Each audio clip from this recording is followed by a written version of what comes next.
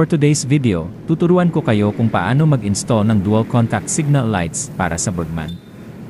Waiting lang tayo sa ating first customer, nag-avail siya ng package, kasama na install. At dumating na rin ang ating customer. Sagat.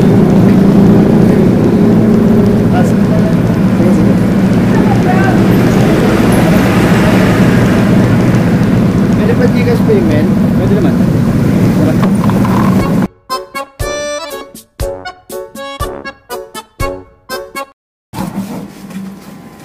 Hindi na tayo magpabaklas ng flarings. Dito lang? Madali lang ito. Saka dito lang ng relay nun eh. Ayos pala to. Hindi kasi nakakabit yan. Nauna ko kasi na-order eh. Pero same lang naman yan eh. Madali lang na may kapit.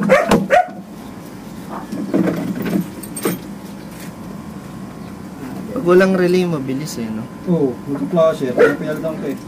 Ito pala ang mga kailangan nyo sa setup na ito. Dual contact signal lights, adjustable flasher relay at valve 2E10 converter. Pag ginawa ko, kala ko magtatanggal ka pa ng lid niya. Hindi. So, kabit natin ulit. Kaya pala dukutin yun. Kaya dukutin. Yan. Ito, lagyan natin dito. Sabi natin. Ganito ko nakalagay sa motor. Hindi rin kailangan magputol. So, hindi pa ako nagpuputol ng wet. Mag-adjust ka pa ng ano yun, no? Relay? Ay, oo. Yung flasher niya. Adjust natin mamaya. Buti nga, taga-tagid ka lang eh. So, dyan lang ako dati. May packet yung rampa. Oo.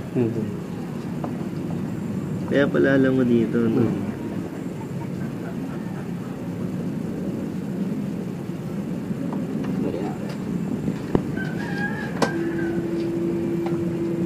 Yan, diba?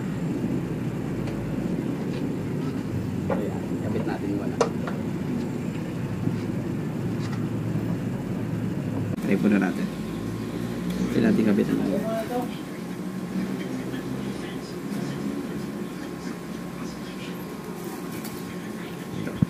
Ito yung pinaka-wire niya. Abot kaya. Abot naman haba yung dito. Ikot na natin. Bago natin kabit.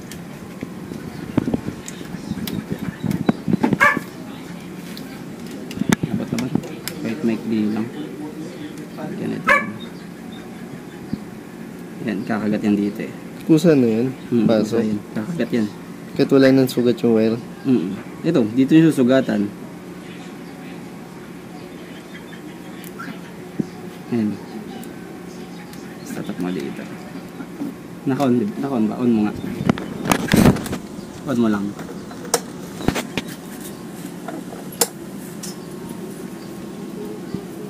Ayan. Ayan. Ayan siya. Ayan dito siya. Ito ka white nga. Ay. Gadan.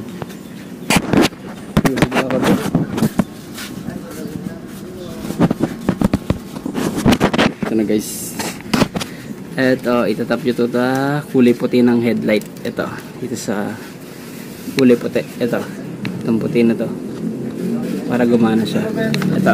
Para gumana siyang steady dito. Tap natin dito sa puti. Yung asawa ni Ate Sol? Para no putol siya. Ate Sol? Tama. Ito. Sa puti. Susuksok lang natin to.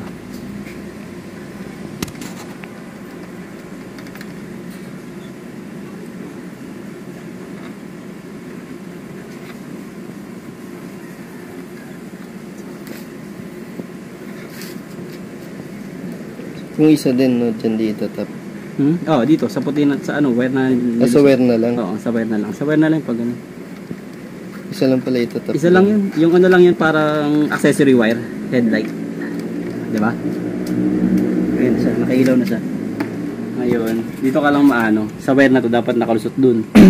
Nakalusot sa space. Nakalusot siya dun sa spacing. Kasi naiipit to eh. Tama ba yun? Patay mo muna. Nakasilaw. Silaw ka talaga. Ito na ano eh. Ano yung pattern niya? Ayan, lulusot mo muna to. Para may pasok yun. Malaki sa gilid. Yung malaki. Ito. Baliktad.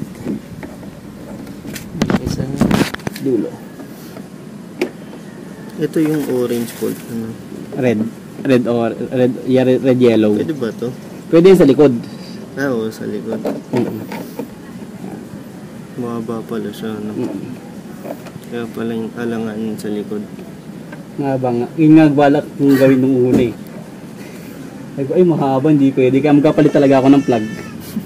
Yung plug na mismo ganito na. Isa na yun, yung isa. Ganito mismo.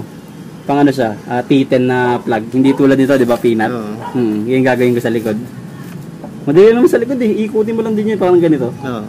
On mo. Yan. Basta. Diba? Ganyan siya. Maliwanag yung sa dilip sa akin din. Yan. Off mo yung kabila naman. Yung kabila, ganun lang gagawin mo. Dito ko na lang pala magtatap. Oh, dito na lang. Accessory pa yun natin. Dito mo lang dito tap. Yan. Bilis nga na. Ayan siya. May loading siya na ano.